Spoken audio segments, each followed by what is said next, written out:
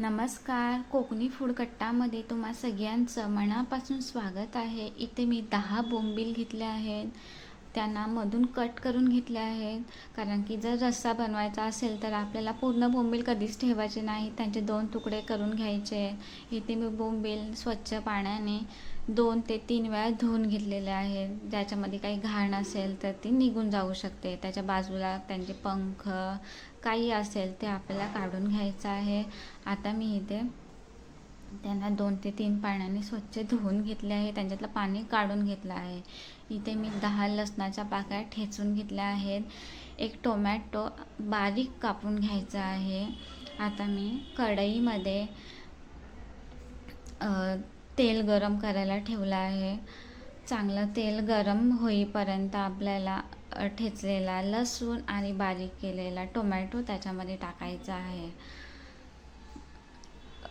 Tomato आणि लसूण चांगलं खरपूस होईपर्यंत भाजून घ्यायचं आहे, कारण की त्यांचा वास असतो तो त्याच्यामध्ये उतरू शकतो, म्हणून आपल्याला तो चांगला मंद आचेवर ते व्यवस्थित भाजून घ्यायचा आहे.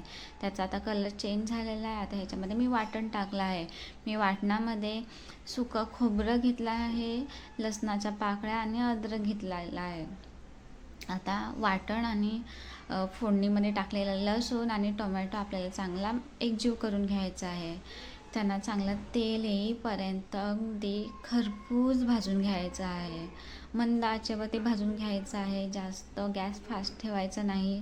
जास्त गॅस फास्ट असला तर मग तो करपू शकतो, म्हणून आपल्याला ते मंद आचेवरतीच ठेवायचं आहे. आता इथे मी 2 चमचा आगरी कोळी मसाला टाकला आहे, 1 चमचा हळद आणि 1 चमचा गरम मसाला टाकला आहे.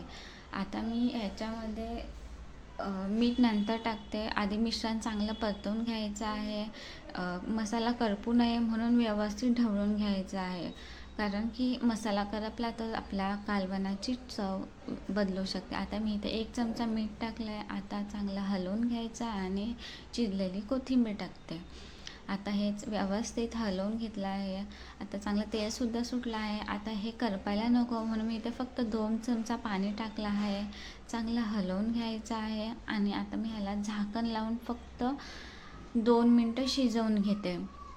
बघा 2 मिनटं झालेली आहेत. मिश्रणसुद्धा खूप चांगलं शिजलेलं आहे. चांगली उकळीसुद्धा आलेली आहे.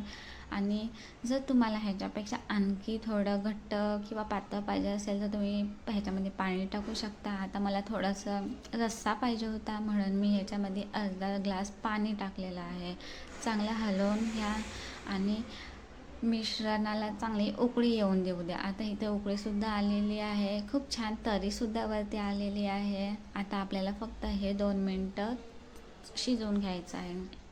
आता मी ह्याच्यामध्ये 2 कोकम आगळ टाकलेला आहे. आता हे कोकम आगळ टाकल्यावर आपल्याला 1 ते 2 मिनटं चांगले शिजवून घ्यायचं आहे, कारण की त्याचा अर्क त्याच्यामध्ये उतरला पाहिजे, त्याचा आंबटपणा त्याच्यात उतरला पाहिजे. आता मी ह्याच्यामध्ये स्वच्छ धुतलेले बोंबील टाकले आहेत. बोंबील टाकल्यावरती आपल्याला अजिबात हलवायचं नाही. जर आपण सारखं हलवत बसलं तर बोंबील तुटू शकतात. फक्त मी 2च मिनटं शिजवलेले आहेत. रस्सासुद्धा खूप छान झालेला आहे, एकदम टेस्टी झालेला आहे. आता बघा इथे बोंबील काहीच तुटलेले नाही. जसे मी टाकले होते तसंच मला त्या चमच्यामध्ये सुद्धा आलेलं आहे. असंच तुम्ही नवनवीन रेसिपी बघण्यासाठी सबस्क्राईब